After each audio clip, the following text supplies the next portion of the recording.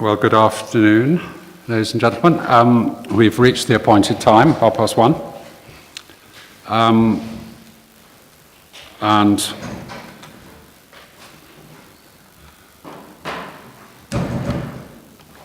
could we start with declarations of interest regarding any items on the agenda?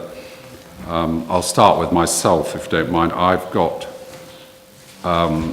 an interest in item 6 and item 9 because it's about setting charges on the off-islands for waste and other services.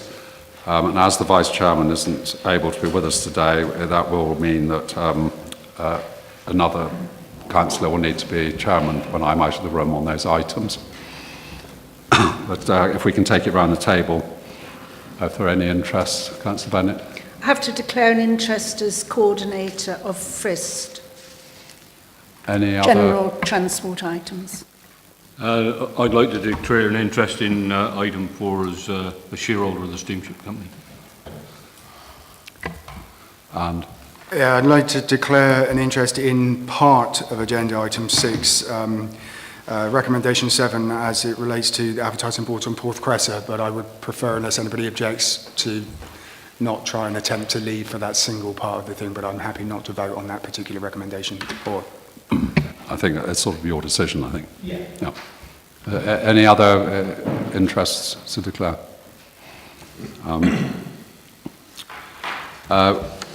Hopefully everybody's seen the minutes of the previous meeting of the 20th October 2015. Could I have any comments or proposals? I'd propose we accept them.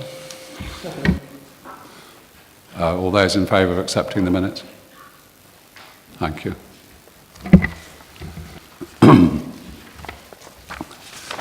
There are no urgent items as far as I'm aware, so we go to item 4, which is the first section where reports that require a decision. Airport fees and charges, there's a very full report from officers regarding the airport fees and charges. Could I just point out one, or well, there's 2 items really, but the main item is that councillors should bear in mind that we actually, as a council, have no interest in the airport beyond the end of September this year. I think the 26th of September officially. So the report entitled 2016-2017 is not actually technically correct. We actually give up our interests as it stands at the end of September.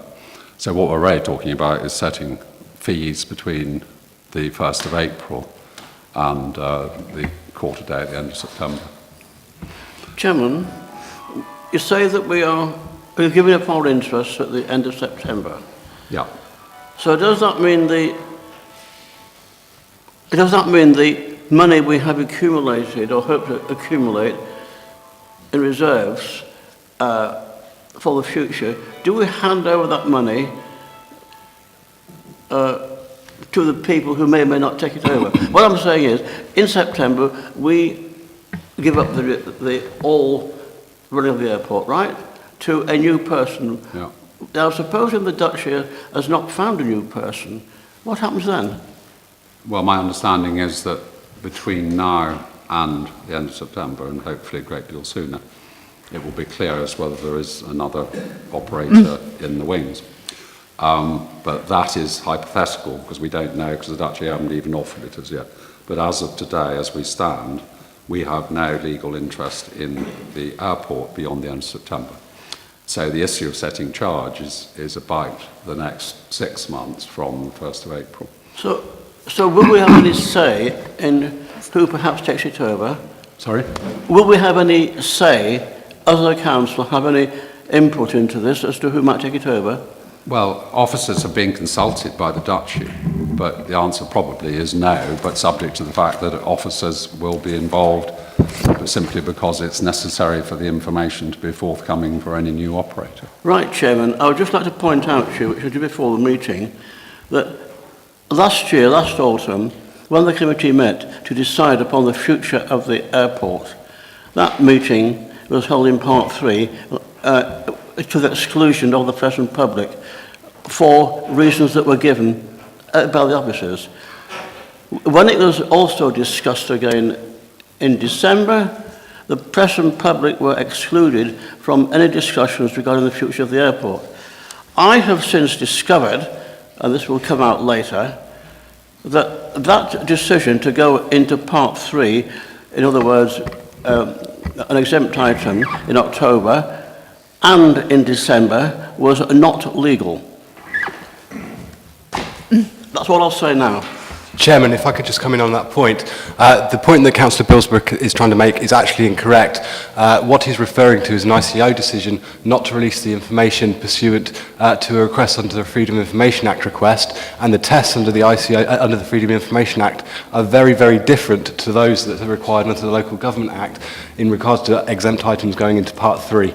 And therefore, the point that Councillor Bilsborough is making is inherently flawed. Could I ask, Chairman, then, through you, is Mr. Burson aware that the Freedom of Information Office has ruled that the decision we made to go into Part 3 was illegal? Do you know about it? Can we discuss the issue? Councillor Bilsborough, actually this is not the agenda item. We are talking about fees and charges for the airport. About your decision, Chairman. Your point, I'm sure, is a good one, but I'm not qualified to answer it. We've had an answer from the legal authority. And I don't believe it. If you want to take it further, I suggest we take it at I'll another let time. it go, Chairman. Now, yes, you're right, of course. Chairman. Thank you. Just for a point of clarification, I understood that whereas we are prepared to hand over the lease in September, that if no suitable candidate had come forward, that we were not going to leave the community in the lurch, and that we were indeed going to continue to run the airport, if that be the case. Could I have clarification from that from the senior manager, please? In fact, Chairman, that is actually the case. So if no operator is found within this next 6 months, we will continue to operate the airport as we are. It may also be as well that there is a transitional period whereby even if a new operator is found, because of the mobilisation issues and the operational issues, that we also continue to both manage and operate the airport for a period beyond the 6 months. But I appreciate it's difficult to speculate at this stage until we've got obviously a firmer commitment from the Duchy. But nonetheless, would you confirm that we need to take that into account when setting the fees and charges? As you'll see from my report, and I think it sets it out fairly clearly at paragraph 1.9, because this particular committee does have a responsibility for overseeing the strategic management of the airport, both in the short as well as the long term, as things stand, and that is written into your terms of reference. What I've also said is that this committee also has responsibility in the context of that responsibility to actually set fees and charges for the full financial year, and that's to ensure that the airport does make sufficient income to build up its reserves for future reinvestment. I think the report is very clear in terms of the 20-year investment plan and as things stand at the moment. And the whole report is really based on the current performance of the airport and also the current financial standing of the airport, which obviously is showing a deficit in its reserves. Thank you. Thank you. Thank you. Although that does beg the question, if the report is so abundantly clear on that issue, why the recommendation is to propose fees and charges to full council if it is the terms of reference of this committee to set said fees and charges? That's not clear to me. Chairman, through standing orders, it's my understanding, well, it is a fact that basically the parent committees, the main committees, do actually recommend full fees and charges to full council because it's full council's responsibility to actually set a balanced budget. And of course, as part of that balanced budget, fees and charges, which obviously were... Yeah, my point is that it's not clear then, is it? Because you've just said in your previous statement that it is in the terms of reference of this committee to set fees and charges for the airport. And yet the recommendation is not that. The recommendation is that we recommend to full council. I don't mind which it is, but I would argue against that it's clear. Chairman, I should have qualified that. TEDI obviously is the committee which really drills into issues around the management of the airport and its strategic future, but it can only recommend to full council. I think this is an interesting point. I did ask this at a pre-meeting meeting later last week, and I got the same answer, but I'm still not clear on it because I thought this committee had power. And that's what it says on page 10, Chairman. Yeah, and the recommendation, as you say, is that we then recommend to the council. Well, whichever way it is, we've got to look at the whole issue of setting fees.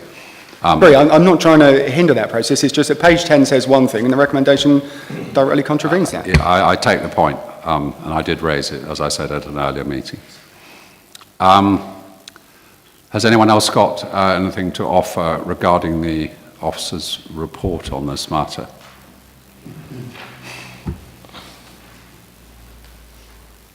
Robert?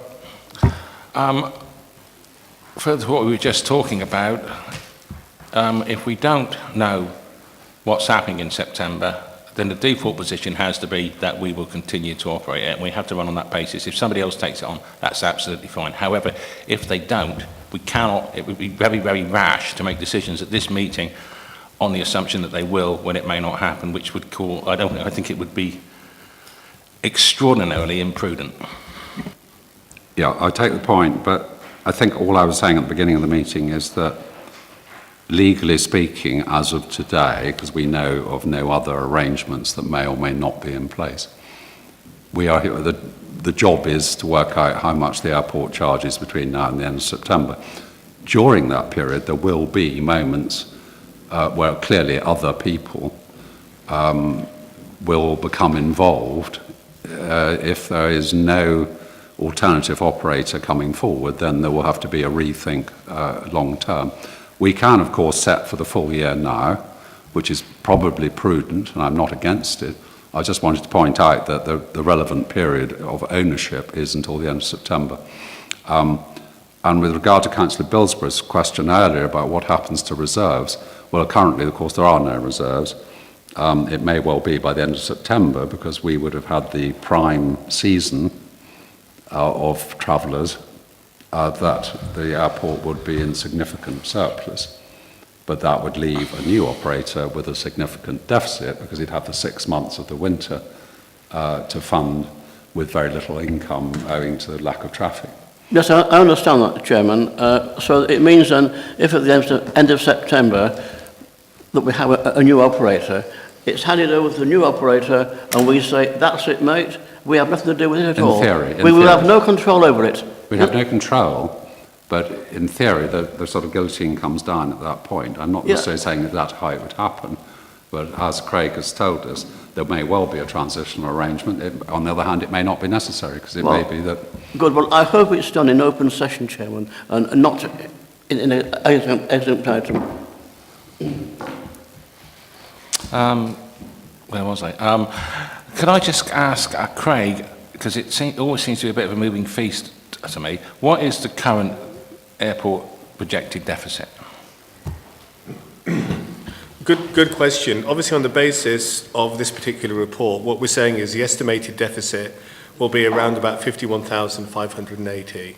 Okay. At what point? So that's on the basis of projected income for this year. Now, it might be, we have based our income on 93,000 passengers.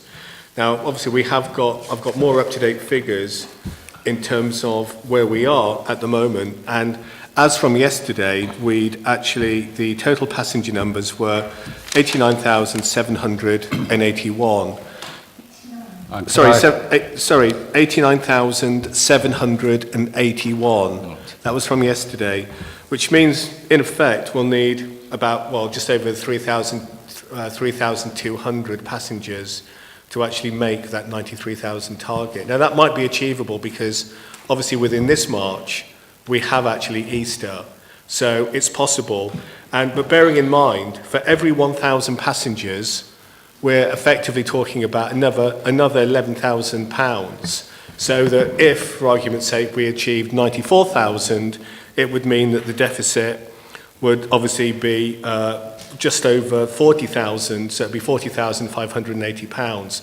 So for every 1,000, we're not talking about significant income, we will still be in deficit by the end of this particular year. But the point I would make is that obviously within this financial year, we've actually had 2 Easters.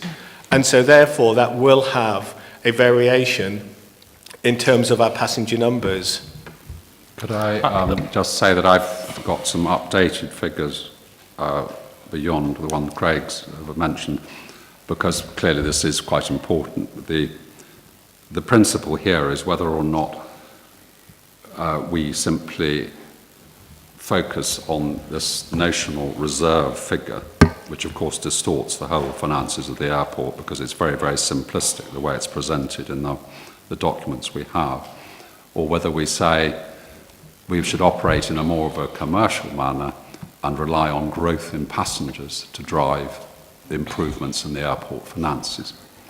Now, the position is, if everyone's got a pencil, as of 5 o'clock yesterday evening, there were 89,781 passengers carried into the airport.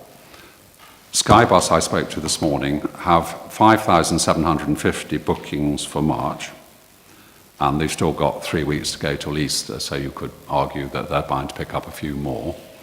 That is against last March, they had 5,200 actual passengers, but as we've been told, there was no Easter in March last year. So if you add 5,750 to 89,781, you get 95,531, to which one might reasonably expect a few more bookings during March, so you could actually be very close to 96,000 for the end of this year, which is, of course, effectively 3,000 better than the budget figure. A point also, I asked another question when I was on the phone to them. Transfers to the ship during this year have totaled 8,700 because of fog. Now, in the average year, they would expect 2,500 to 3,000. So, if there ever is such a thing as average year for weather, recently you never quite know. But what I'm really suggesting is that potentially you could be looking at another 5,000 who might have flown if it was a normal foggy year as opposed to an appalling year. You see what I mean? In which case you'd be at 101,000. So if you see where I'm coming from, there's 2 sides to this. One is the play safe thing, which is, oh, we must have this money regardless, which means putting up the fees to some horrific extent and therefore potentially driving the market down, or keeping the fees as they are and relying on growth, a stronger economy, the activities of the Island Partnership and all the other businesses who are marketing like anything.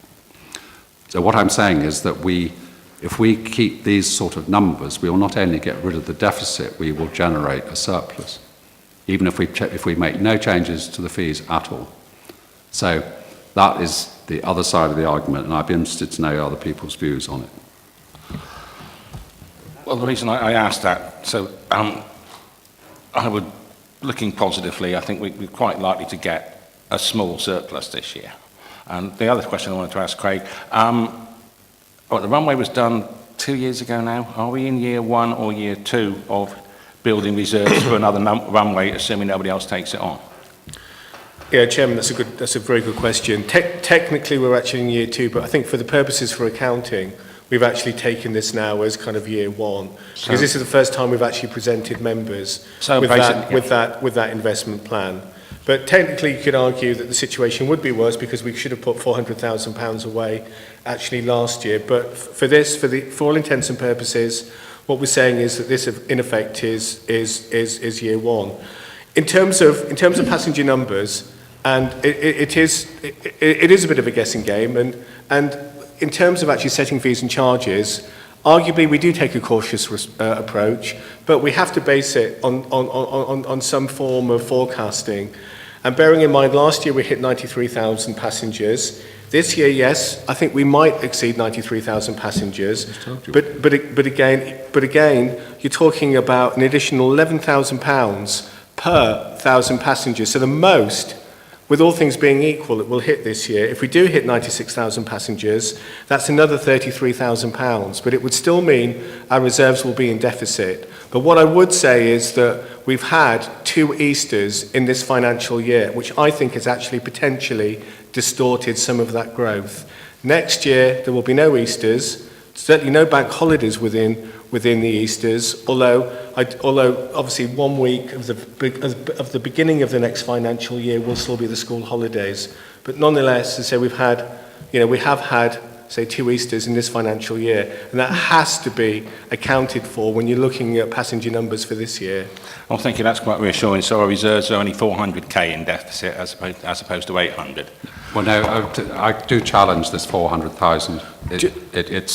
Nobody has done the accounting. It's being done in this simplistic form, which no private business would operate. Well, I thought it was done on the basis that No, it's at done some on the point you basis- have to replace the runway and Yes, or but forward costs. every 200,000 for the runway that's put aside is assumed sits there uninvested for the whole of the remainder of the term. Now, if that was even earning through gilt-edged securities, that money would grow. And now the council accountants are simply saying it's 200,000 for the runway, 200,000 for all the other items, 400,000, and then by some magic they've added in another 100,000 in for 2033 to make 500,000. Well, you couldn't operate on that basis. You've seen the figures, 0% increase to 35% increase. If we went for 35% increase, we're simply going to drive the market out of existence.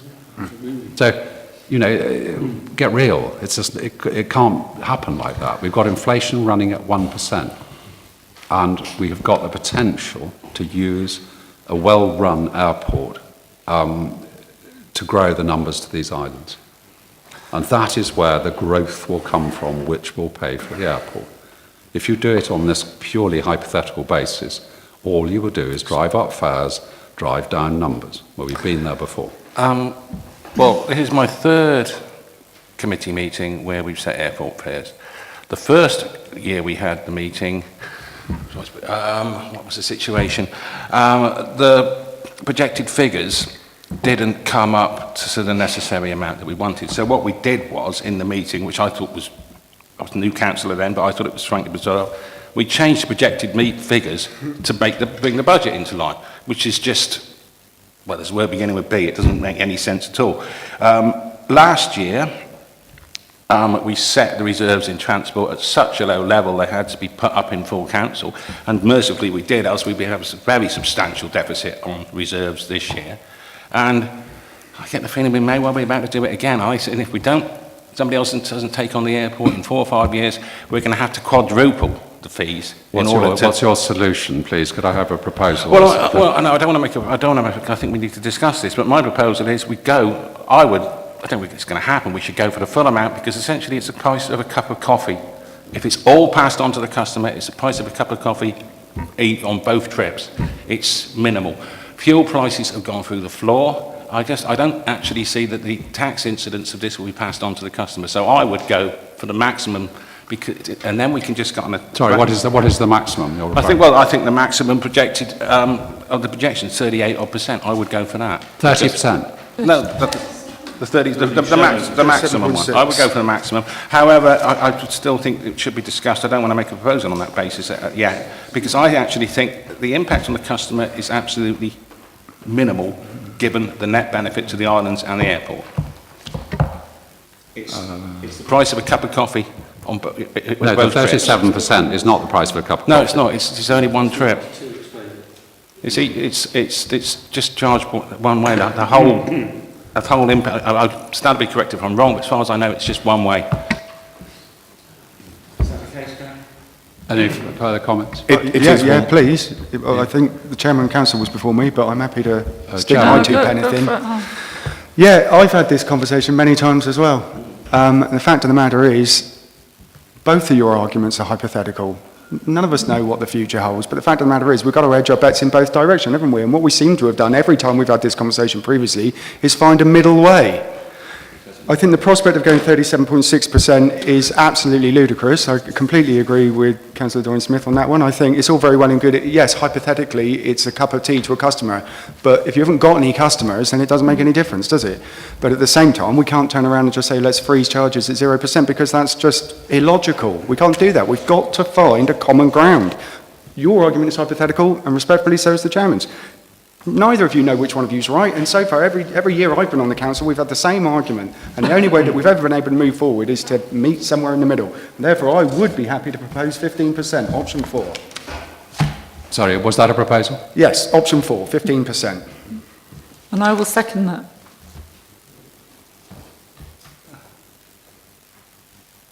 Can I? Sorry. Could I just ask a couple of questions, please? On the basis of these various hypotheses that are being aired around the table, what I would say is that it would not be conscionable to have what is in effect a price freeze and go for 0%. I would feel more comfortable with that notion if I thought that any transport operator would also freeze its prices for any length of time. However, I don't believe that that is or would be the case. Please may I ask, Mr. Dryden, is the EGNOS system now in effect?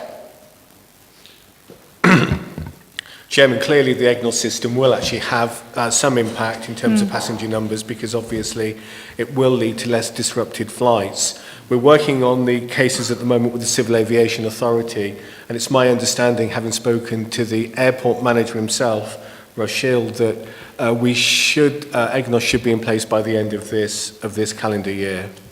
I had hoped that it was going to be in effect rather sooner than that, but it has a material bearing on the fees and charges. Thank you. Well, I couldn't agree more, Chairman. I did ask the question before the meeting as to why EGNOS, which we've heard about for so long, is not coming online in time for the season. I don't think I've had a satisfactory answer, but I have been promised that it'll be looked into. Because I know at Land's End that it is going in as we speak. And that may or may not have a significant impact, but it would obviously, it is intended to have a significant impact, so that would be a benefit.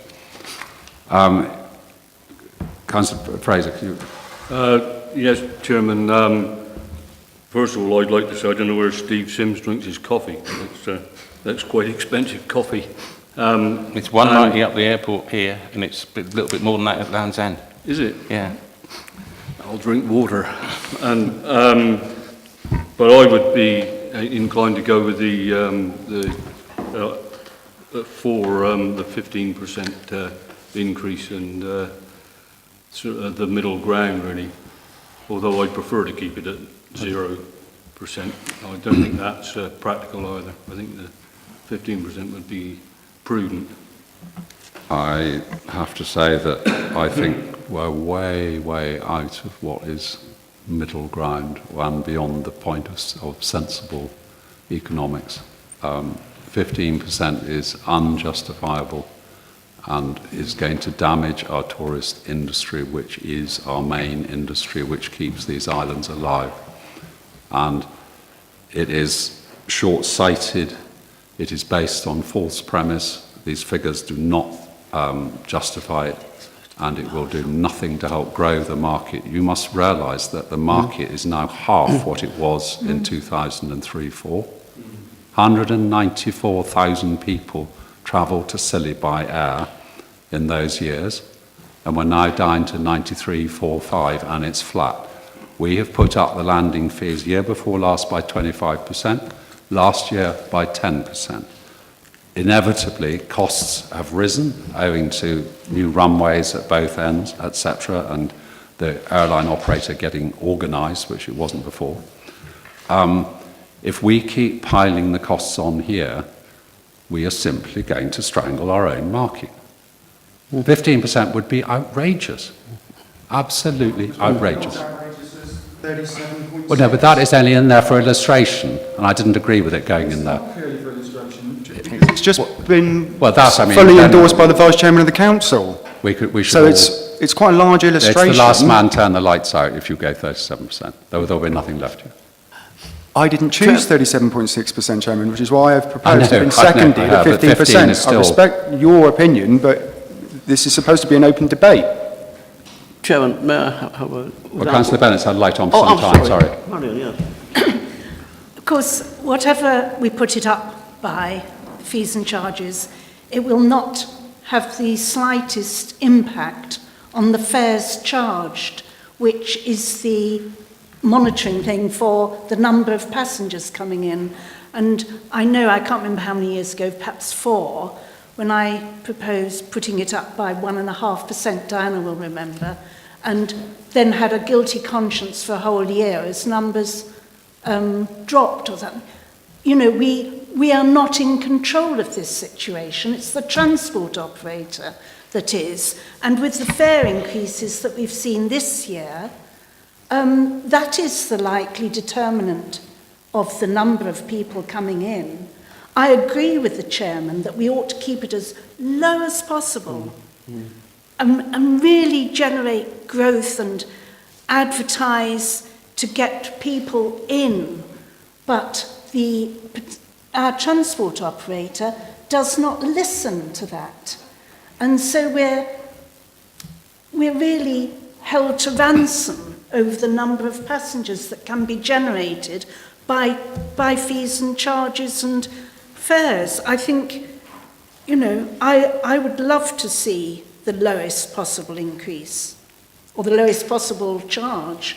But I think that at the end of the day, it is the fares that will determine the numbers. Well, thank you. I can't speak for the operator. I'm merely just saying that it is a huge amount to absorb for any. We only have one operator, and I think a lower level in the order of 5%, you would expect them to absorb it, particularly in the light of fuel costs and so on. Chairman, sorry, can I just say... But that's not really our debate, you see. We can't... No, but the last time that we said that, the transport operator did not listen. There's got to be another dialogue going on to determine the future of our airport and services.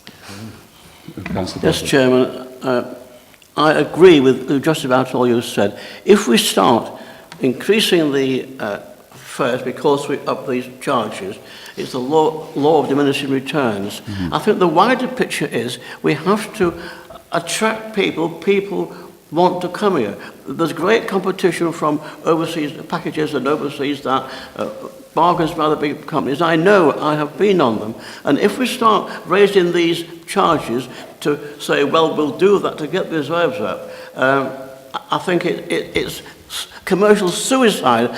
I do really. And if we are going to increase the charges, I would suggest 5%. 15% is inviting disaster. I really believe this, Chairman. I couldn't agree more. And if I know it's not technically relevant, but the Vice Chairman who did particularly say to me when we met at the pre-meeting that he apologised for being unable to be here, but he said that he would favour 0 or at most 2%. So that gives us a range, if you like. We've had a proposal at 15%, and we've had is that a proposal? I don't know. Well, I'm suggesting, Mr. Chairman, not more than 5%. All I'm saying, but in any case, it has to be ratified by full council. Well, sure. Here today. Well, it's a decision here today, and the council either agree with it or they don't. Yes. Okay. So has anyone else got any other views? I don't think anybody else has actually proposed any other option, have they? The 5% on the proposed. Sorry, can I just remind members to use the microphones? Could I ask Richard a question? Because as far as I can see, if we go for 5% or 15%, we're in breach of standing orders. Because the standing orders say to set the committee's fees and charges and move towards a minimum reserve for trading accounts registered to the local authority. And I cannot see that 5% or 15% comes anywhere near it. 5% is pennies. 15% is about 80, 90p per flight. It's very, very small beer. And the way we're talking about it here is it's like it's 15% on the total flight cost. It's not. You have to divide it by 10. And you're sort of ignoring the landing fee, are you? No, you basically divide it. It's a rough calculation. The impact, if it's all passed on to the customer, you divide it by 10. So it's 3.7% or 3.78%, whatever it is, or 1.5%. And all I can see happening if we do retain the airport, in a few years' time, we're going to have to go astronomical. Whereas if we set a reasonable fee this year, and 15% is nowhere near enough, then we have a level playing field and we can move forward on it. And what I would like to see, and I've discussed this a number of times, if we hit the reserves, then the primary operator has the option of a clawback, i.e. we've hit that reserve thing and they can get that back. And that fits in quite well with them setting their fares for the following year. I mean, I think you're not quite stepping into the dark with it then. And I'm sure that they would probably be quite happy with that notion. They would probably take a bigger rise on the chin if they know they would get it back if we hit the reserves. I certainly don't want the airport to be greedy, but I want it to be realistic. And I think we're very much in danger of endangering the future of the airport. We've discussed at great length in this room this morning in a different meeting, risk management. You two councillors, members of the council, elected members representing the community, seem to have polar opposite views on this issue. I would imagine that half the community agrees with one of you and the other half agrees with the other of you. My proposal, which has been seconded, and I'm still under the impression it's the only seconded proposal on the floor at the moment, is to find a middle ground. You both might be wrong. It's called risk management. Could Richard perhaps give clarification on my question? But you still haven't made a proposal, Councillor Sims. I'm not making a proposal at this stage. How much do you believe your own argument? Well, okay, if you wish, I will propose the... I don't wish, I won't be seconded okay. here. I'm just making a point. Well, I'm very happy to propose the 37.8% increase on the basis it's actually, in absolute terms, it's a relatively small sum of money. The incidence of that fare increase almost certainly won't get passed on to the passenger. And if it does, it would be subsumed in a much bigger fare increase that's in all probability coming up anyway. But Richard, could you just clarify my question, restarted standing orders? Thank you, Councillor Sims. In terms of the standing orders, Teddy 23 does state to set the committee's fees and charges and set and move towards a minimum reserve for trading accounts registered to the local authority.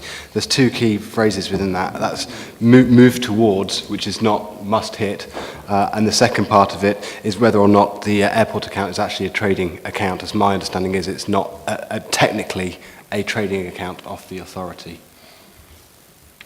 Fair enough, it's a nonsense then. So for clarification there, Mr. Burson, could you just confirm that option 4 would be moving towards said goal, yeah? That would be correct. So, failing any other proposal, do we have a proposal? I have made a proposal. I doubt very much it's going to get seconded. I don't think it's been seconded, no. Unfortunately for you. What was Councillor Sue's proposal, Chairman? I'm sorry? What was Councillor Sue's proposal? 37.5%. Am I hearing it wrong? No, he wants a one-way ticket. He wants to live somewhere else. That's right. I think, members, it would be nice if we could stay courteous around the table. That would assist the debate. But we do have a proposal which has been proposed and seconded. And I'm seeking to go to the vote on it. I just wanted clarification as to whether the other proposal was forthcoming. So we have a proposal of 15%, which is a recommendation to full council. Is that seconded, Chairman? And it's been seconded. So could we have a vote, please, for all in favour of that recommendation to full council? 6, 1, 2, 3, 4, 5 in favour. Anyone against? 3 against. Could you record my vote as been against, Chairman? Andy. Right, moving on to item 5. We are left then, there's no decision on this, is that correct? Well, the decision is to recommend to the council. It's a recommendation. Well, apparently, this is. Let's start at that position. Because there is a lack of clarity on that point as well. Number 5 is the revenue budget monitoring outturn in future year estimate, page 33, 46. Chairman, if I could just briefly say that obviously you have got a lot of information in front of you that does set out the information regarding both income as well as expenditure up to the period of November 2016. But more importantly, I think it also sets out the estimated outturn for the end of the financial year. I don't intend to go through the report in any detail. There is quite a lot of narrative, both either myself or the Senior Manager for Strategic Development will answer any questions relating to our service areas.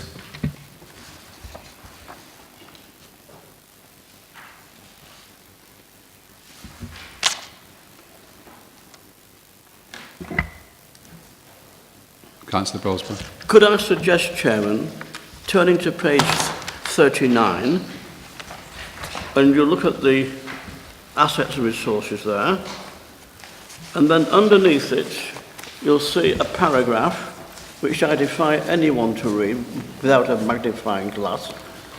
And I've said this before, some of these spreadsheets that we get, the figures are too small and the strain on one's eyes.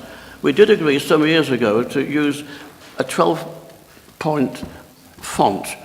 Now, I know you can say it saves paper by having it in a small font. I disagree. It's a complete waste of paper printing something you cannot read. And that's what you read. I defy anyone to sit down and read page 39, a paragraph underneath it.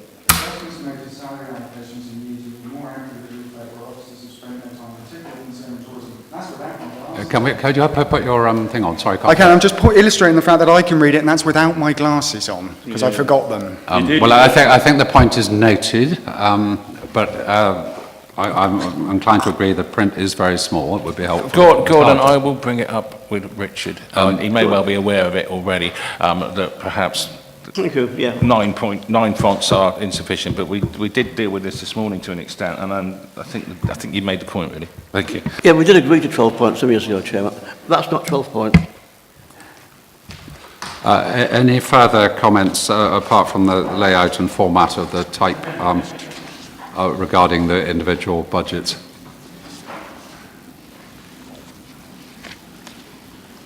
Was it possible, I know it's not directly related, but it is really, could we have an update on where we are at Morwell? Because that is obviously... Chairman, I would remind members that we do actually have a waste and recycling update as a separate item, and we can discuss that in that part. Chairman, can I just ask, just a query, page 42, we seem to have a fairly substantial, like 100% increase in employee cost for the 16-17, 17-18 compared to 15-16.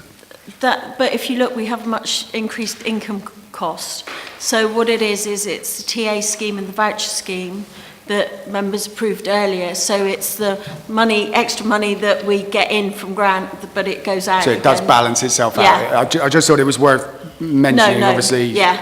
it is a significant increase, but thank you. Yeah.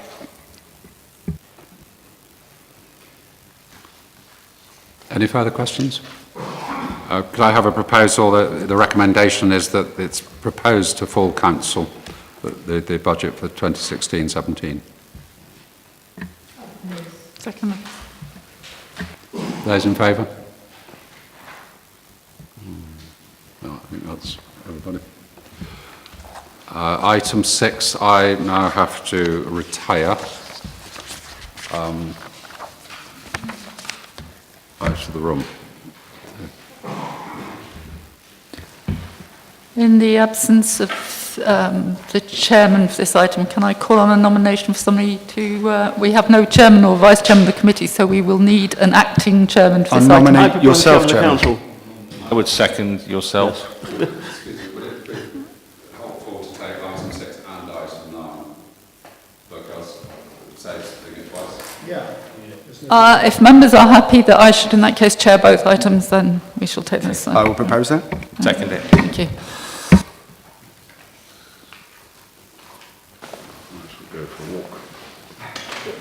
Right, so am I to understand we're going to move item 9 forward on the agenda and take them both together, yes? Yeah. Right.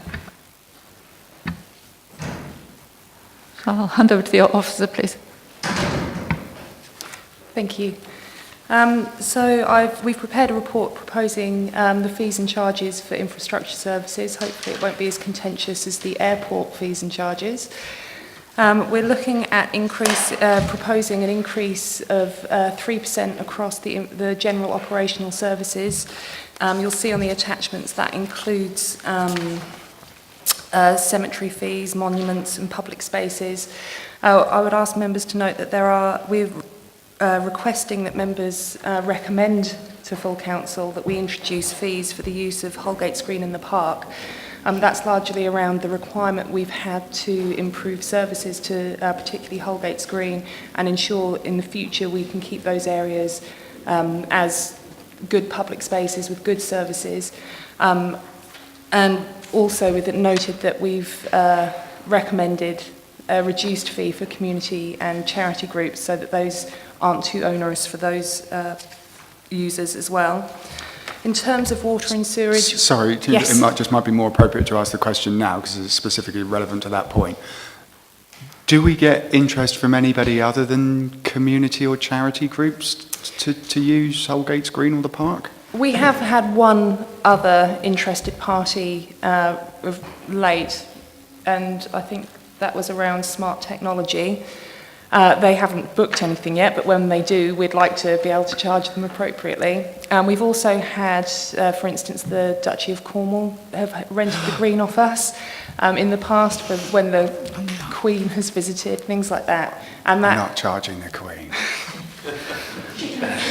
She get a discount. Oh, well, she may come under a charity, I don't know. Right, can we... Yeah, can I also... I did have another question. It was, at what point do we decide that you require a permit? What I mean is, if there are 6 youths sat on Holgates Green, do they need a licence, or is it 7? Is it double figures? No, it's when somebody requests to block off that space for their use for the day. So if, like, there is a fete or a cinema, outdoor cinema, and they want us to say that that is their exclusive I'm not trying to be difficult. use. I'm just asking the question. Obviously, if we start charging for it, are people less likely to request permission? If we find... I mean, if people just show up and they're handing out, they've got like some guy with a sandwich board stood on Holgates Green, obviously not closing the road, but... No, but it's if they're requesting exclusive use of the green. So if they want us to be able to remove the benches, cordon it off, to advertise an event... I understand that, because that involves obviously manpower. Yes. Otherwise, if it's 6 people going down to have a barbecue on a nice Saturday evening, we definitely wouldn't. My point comes from the other evening we had the Festival of Lights. That would be booked as well. Right, but I was curious about that because they were there on Holgates Green for probably a total of about 20 minutes. As far as I'm aware, they weren't preventing... can I just stress, I don't think they've got a problem with this. I'm just trying to establish exactly how it works. They were there for about 20 minutes, and as far as I'm aware, they weren't preventing anybody else from using Holgates Green. I think so that's for them there to be a charge for that, I don't think we did anything, did we? But then they weren't asking for exclusive use, which is what is covered by this. Right. And then as a public space, are we allowed to say to somebody else, you're not allowed on Holgates Green because somebody else has... I might have to ask Richard about that one. Mr. Burrison, would you like to comment? Yeah. Where we are providing exclusive use of an area, it would be anticipated that they would be controlling those people who can come in or out of that area, thereby excluding, by implication, the remainder of the public. Which presumably happens given due notice and advertisement and all the rest of it. So. Is that... do you want to come in on that again? No, that'd be enough. Thank you. Thank you. Is this basically contingent on road closure? Because I think that would make it easier to trigger the thing. Because it's more contingent on whether or not they're accessing the electrical supply and things like that. So it's about the use of services around that area to ensure that when we do incur a cost to the council for that we are able to get that back again for other users to use it in the future. So it's just washing its own face, really. I guess the point I was making, not even that. There is a period of about a month when that field is completely filled up with gigs, and whether you want to go on it or not, you can't, because it's full of gigs, and they're not charged for that, are they? Not at the moment, because we haven't got any fees or charges. Okay, well, I don't particularly want them to be charged. I would just say, in order to save and muddle subsequently, make it contingent on the road closure, because that would seem sensible, really. I think that seems like a really good And I would idea. just query, I'm just looking, cooking oil per litre, this is a really silly question, really, but 8p a litre, how can it possibly be worth the admin? because nobody ever brings it down as a litre. They bring it down as a couple of 100 litres. Oh, well, that's fine. I've Fair just enough. put it Okay, in there. fine, It's yeah. just, that's how we've chosen to Okay, that makes determine. sense. All right then. Which kind of brings us on to waste and recycling fees and charges neatly. We've proposed a general increase across the board for many of the waste and recycling charges there. We've also proposing that we delete some charges because they're not really representative at all of the cost to the council for disposal. We've proposed whole new fees rather than a percentage increase, just so that members can see the actual cost to the council for disposal of those commercial waste types.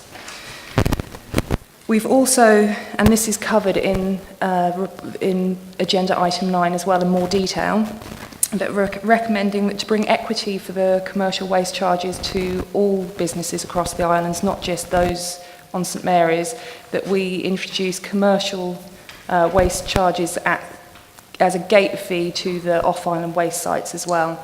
And that will ensure that businesses on the off-islands are responsible for the costs of commercial waste in the same way that businesses on St Mary's are. So it's very much about equity across the piece. Off-island businesses already pay for their residual waste. It wouldn't be a huge change to how they are having to operate anyway, but it would bring some things in line, and we already have quite a large uplifting cost for waste from the off-islands as a result of the freight between the islands as well, and the contracts on those islands. Does anyone have any questions about that? Right, members, are there any? Councillor Bilsborough. Chairman, yes, I've been through all these waste charges. One or two things surprise me. One is if you take a tin of paint, or down to the tip, it says a tin of paint, as I have done, it's been half done, it's hardened up, and you're talking about charging £25? That's how much it costs us to dispose of it, because we can't landfill, so we can't do nothing with it. We have to containerise it, put it on a pallet and send it away to the mainland. It's I may have only paid £15 for a tin of paint.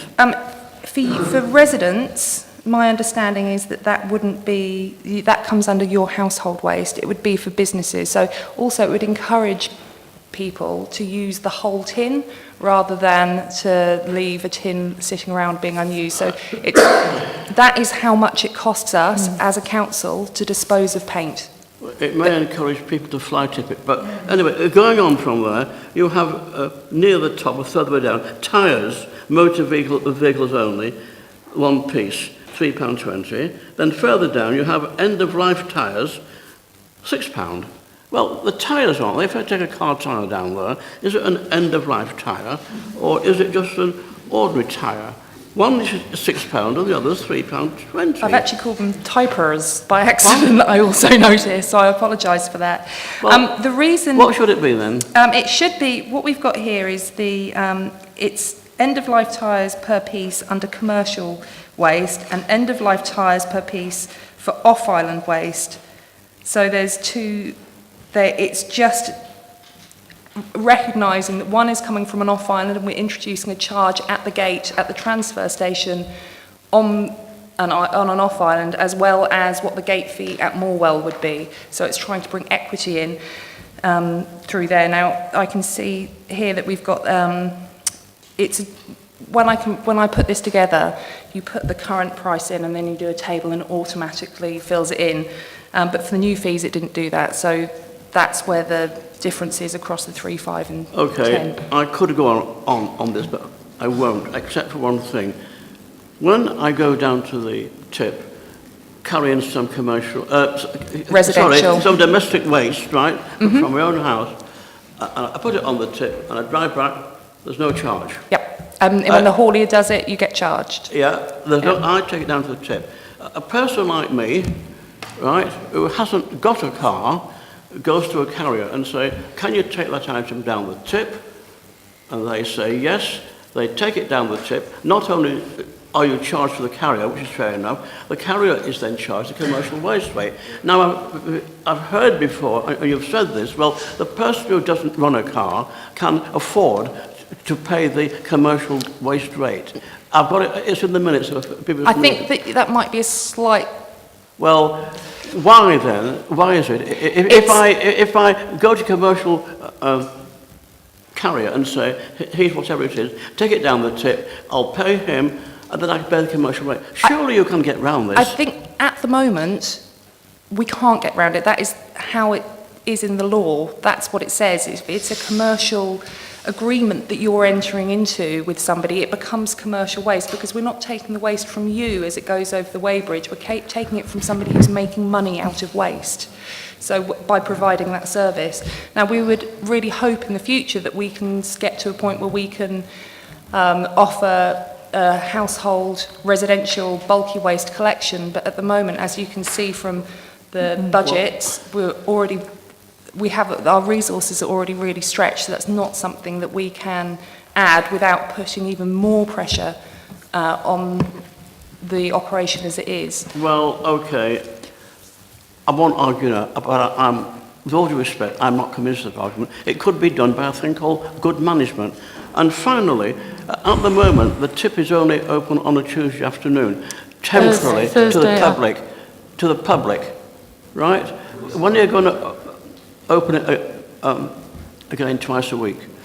As soon as the project has been completed, we will be, at the moment, we're still in the trying to sort out the contract for the final phase of the waste site. So we'd hope by the end of the summer we would This have summer, it this open. is not next year, this summer? No, this summer.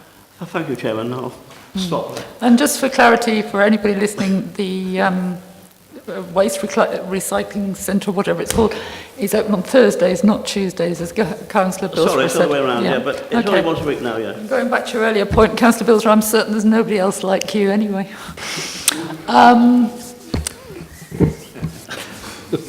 Right. A thing that members have got to recognise is that we have to pass on the cost of the services. We cannot continue to subsidise the service in the way it has been in the past. You know, as the officer says, we want to charge what it really costs us. Councillor Guy. Yes, Chairman. Can I just ask Helen if she's got any idea what it costs per tonne of off-island waste, what it costs the authority? I did a calculation on that a while ago, and then I realised I got it all wrong. I think it's hard because you have to sort A of rough take gauge, an average. £400–500 a tonne? I would say it's about 10% more, 10 or 15% more than it would cost on St Mary's, and I would say you'd be looking possibly about £400 a tonne, rounding it up to the nearest, but right. Each island would be slightly different. No, that's including final disposal as well. But obviously you've got an addition, we've got extra handling, we've got extra road haulage, and we've got extra freight involved in there as well. And we have a variation in the cost of the contracts on the different islands, and we have some islands produce a lot more waste than others. So it's really, it's hard to make that sort of determination in a way that is truly representative of, you know, difficult to compare. Thank you. Are there any, Councillor Simpson? Regarding Councillor Bilsborough's regarding the carriers hand the voucher system in, I think that is quite equitable. It would work, and if we could, I would like to propose that we actually investigate this, possibly bringing it to the May or June meeting, because I think that would work quite well, and I don't think it's an administrative nightmare, and I don't think it's going to cost the authority a great deal, and I think it would solve your problem, wouldn't it, Gordon? So would I qualify for that? I don't drive, I don't have a car, so that means I wouldn't have to pay any commercial contractors anymore. I'd just get a voucher every time I want to dump half a can of paint. I would suggest a very limited amount of vouchers, and it would go to domestic ratepayer. I'm asking how many vouchers. I'm saying on what basis would you distribute those vouchers? No, I think you just give a couple to each domestic ratepayer. I don't see there's an issue with that. Well, anyway, I mean, obviously it needs to be I don't investigated. think this is the place or time. I think we can ask the officer for a commitment to look into this and see what can be done. I think I should declare an interest not having a form of transport myself other than a bicycle, but I think we need the officer to look at this properly and carefully. Now is not the time or the place. Right. propose a recommendation. Thank you, Councillor Daly. Is it seconded? Seconded by Councillor O'Neill. Thank you very much. Those in favour, please show. Thank you. That's carried. And then we'll move on directly to agenda item 9.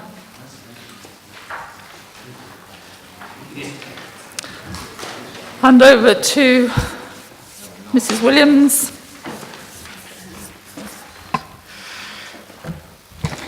Hi there. I think most things have probably been covered already, but just for formality really for this report, just to note the fees and charges for commercial waste for the off-islands, to bring them a bit more in line with the commercial waste charges in St Mary's. That's that. And then just an update really. Would you like an update on...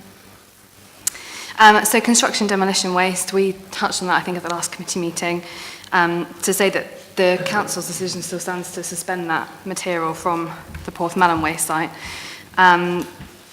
Privately run businesses are currently disposing of this waste without the need for it to come down to Porthmelon, which is working really, really well and is a great initiative from the private sector.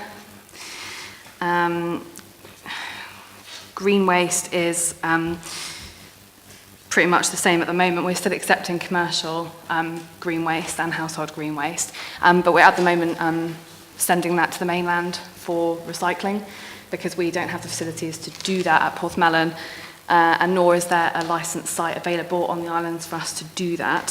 So that's obviously a further increase in cost there. And just generally with all the waste that we're managing at the moment, it's all having to be transported to the mainland as opposed to just being stored on site.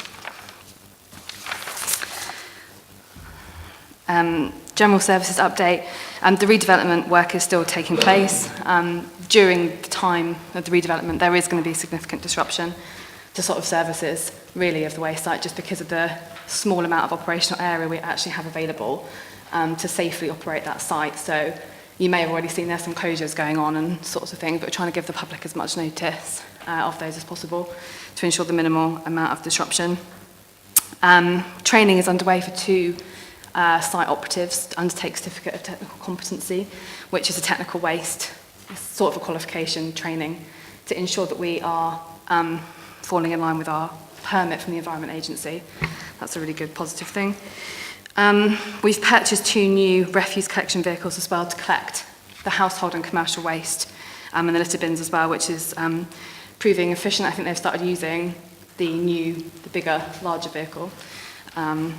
So that's good, hopefully providing a more effective service going forward.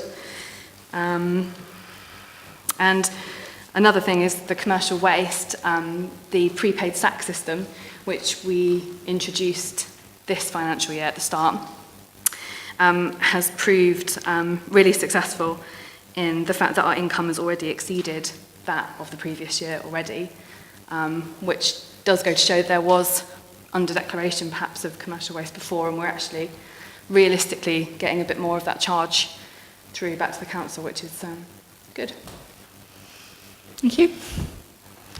Can I just make a very, very small point, sorry to be pedantic. In the commercial waste charges for your fines, small bulky waste, it says a futon, and then in the next paragraph it says mattresses. As far as I'm aware, a futon is a mattress, and some of them can be extremely large, so perhaps we could transfer that from one box into the other. Councillor Guy.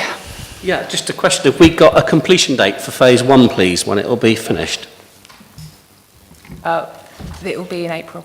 Mm-hmm. Thank you. Councillor Daly. Chairman, we're glad to say we've got residual waste collection on St Martin's now. Have all the other off-islands got it? No, they don't. At the moment, St Martin's was the pilot for that, and we will be going out to contract for the other off-islands waste collection, waste management contracts, hopefully in the next couple of weeks. So that will try and bring everybody else in line. It may not be practicable to be able to offer a collection on each of the other off-islands that we are managing the waste on, but that's certainly the aspiration, to aim for that and then see what we can do underneath. But obviously it's going to be as much about what contractors are available and what they're prepared to do as it is about our aspirations. Will you be bringing a report to this committee in due course on that? Let us know how far you've got with it. Absolutely. Thank you. Can I ask Councillor Daly a question a minute? Re the St Martin's waste collection, when it was first mooted at the waste consultation last year, I was quite surprised. There was quite a lot of resistance to it in the room about having the waste collected, and if it was anywhere else in the country and you were taking it away, there'd have been war. Is everybody on St Martin's broadly content with it now? Are there some militants still? Everyone on St Martin's is overjoyed. Good. Splendid. Thank you. Councillor Billsborough. Yes, Chairman, it's a small point, and all this is subjective, but on page 80, where it gives the waste items, we go down to small electrical items, and it says fluorescent light bulb, £5. Well, I find it hard to believe that anybody is going to pay. They have a light bulb, fluorescent light bulb, and it's gone, and they're going to spend £5 to get it shipped over. It's subjective, I know, but, really.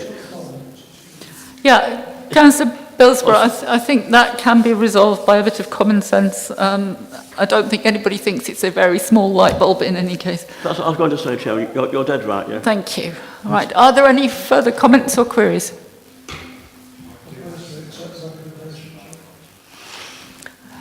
Right, Councillor Daly. Thank you very much. Is that seconded, please? Thank you. Those in favour, please show. Thank you very much. It's carried. If we could retrieve the chairman.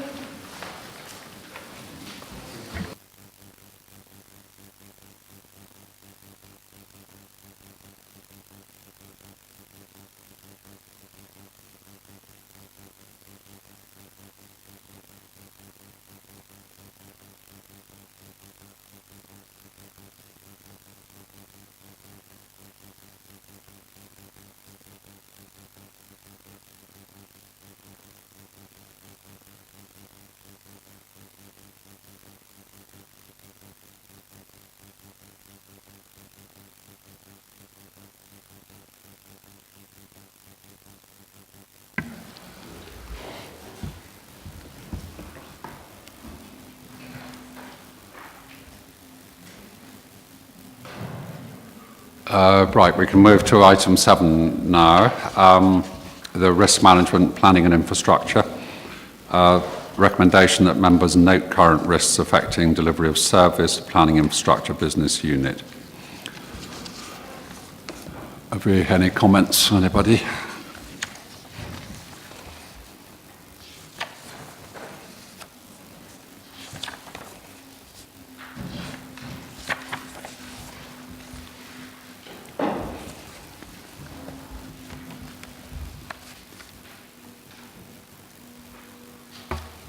I'm happy to propose a recommendation, Chairman. Chairman, before we go on to that, we're talking about risk management, aren't we?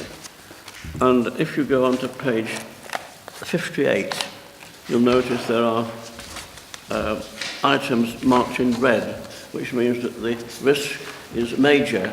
It is even defined elsewhere as being catastrophic. Two things I would like to know for a start. Do we have the resources to avoid any of these red areas where there is a danger of going catastrophic? Who can answer the question? Have we got the resources? Can we do it now?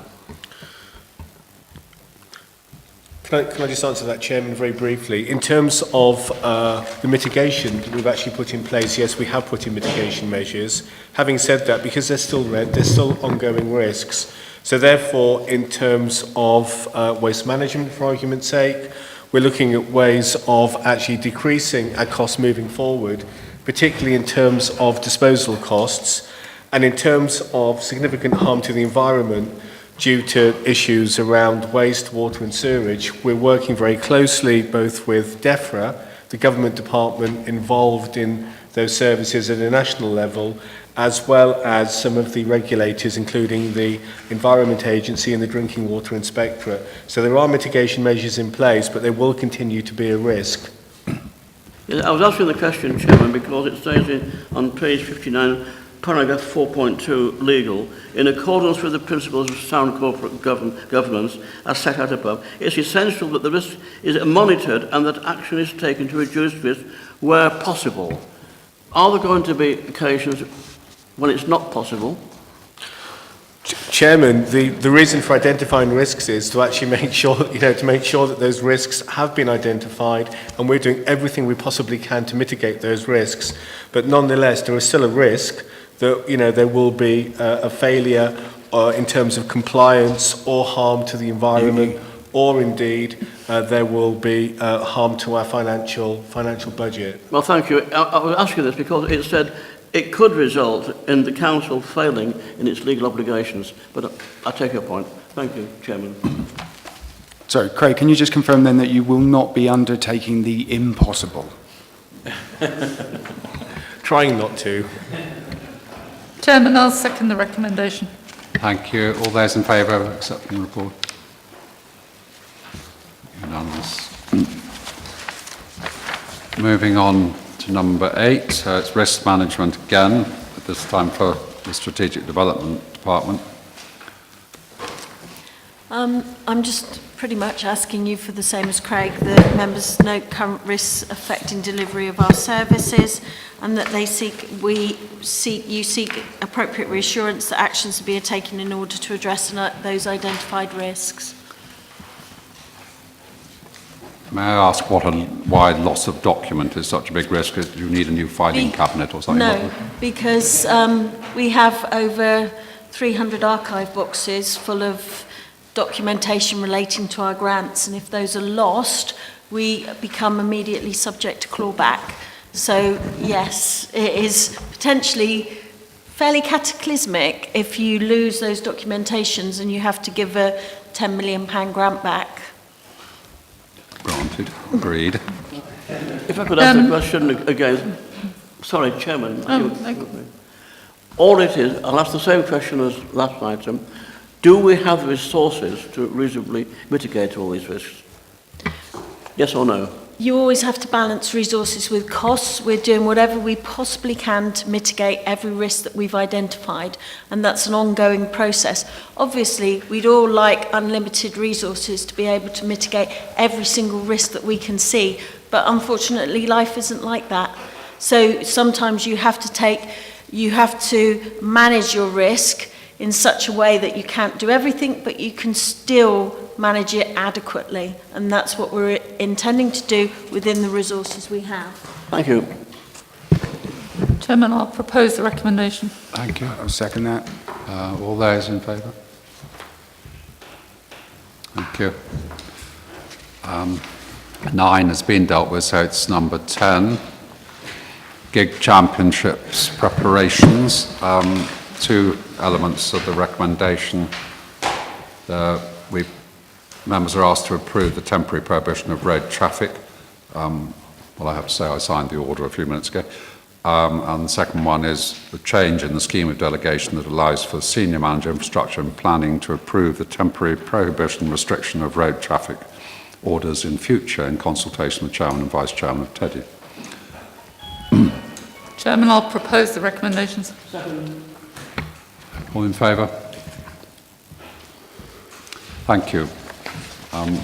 That concludes the business of the committee. Sorry, Chairman, can I just quickly ask, I appreciate that we've already taken the vote, so it's not going to make any difference, but just in recommendation 2, it says in consultation with the Chairman and Vice Chairman of TEDI, would there be any necessity to have a conversation with the police on anything involving road closures, traffic?